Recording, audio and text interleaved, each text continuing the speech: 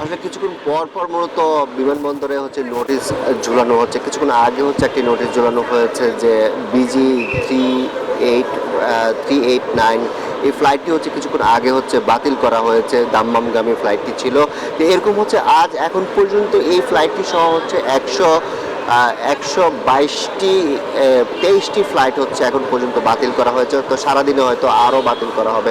মানে হচ্ছে মধ্যপ্রাচ্যগামী যেই ফ্লাইটগুলো রয়েছে সেগুলোর ক্ষেত্রে হচ্ছে এই পরিস্থিতি তৈরি হচ্ছে। আর অন্যান্য রুটে কিন্তু সব কিছু স্বাভাবিক রয়েছে, যেমন হচ্ছে কুয়েত,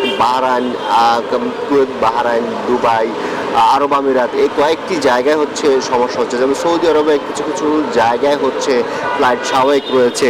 আমি একটু সঠিকভাবে হচ্ছে জানানোর চেষ্টা করছি, সেটি হচ্ছে কিছুক্ষণ আগে হচ্ছে বিজি 349 এই ফ্লাইটটি কিছুক্ষণ আগে হচ্ছে বাতিল করা হয়েছে।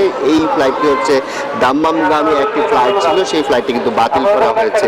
আর আরেকটি বিষয় জানিয়ে রাখি, এখানকার যেই পরিস্থিতি সেটি হচ্ছে যে এখন কিছুটা বলা যায় যে যেহেতু যাত্রীদেরকে আগে থেকেই জানানো হচ্ছে যে আপনার ফ্লাইটগুলো বাতিল করা হচ্ছে, বা বলা হচ্ছে যে এখানকার যেই যুদ্ধ পরিস্থিতির কারণে যেই ফ্লাইটগুলো বাতিল, সেগুলো কিন্তু যেই নির্দিষ্ট বা যেই এয়ারলাইন্সগুলো রয়েছে যেই এয়ারলাইন্সগুলো রয়েছে সেই এয়ারলাইন্সগুলো কর্তৃপক্ষরা কিন্তু যাত্রীকে জানিয়ে দিচ্ছেন যে কিভাবে হচ্ছে কখন কোথায় কিভাবে যেতে হবে বা কখন বাতিল থাকবে, সব কিছু কিন্তু জানানো হচ্ছে। একই সাথে যারা না বুঝে হচ্ছে বিমানবন্দরে আসছেন তারা কিন্তু ভোগান্তির মধ্যে পড়ছেন। আর শাহজালাল বিমানবন্দর কর্তৃপক্ষ কিন্তু তাদেরকে এখান থেকে আমরা দেখছি যে বিভিন্ন সেবা দিয়ে যাচ্ছেন, এবং হচ্ছে তারা বলছেন যে যতক্ষণ পর্যন্ত মধ্যপ্রাচ্যগামী যেই দেশগুলো রয়েছে সেখানে আকাশসীমা পরিস্থিতি যতক্ষণ পর্যন্ত স্বাভাবিক না হবে বা সেই কর্তৃপক্ষ যতক্ষণ পর্যন্ত আকাশসীমা খুলে না দেবে ততক্ষণ পর্যন্ত কিন্তু শাহজালাল বিমানবন্দরের যে যাত্রী সেবা সেটি কিন্তু বিঘ্নিত থাকবে।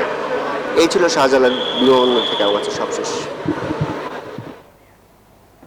আরিফ, ধন্যবাদ আপনাকে।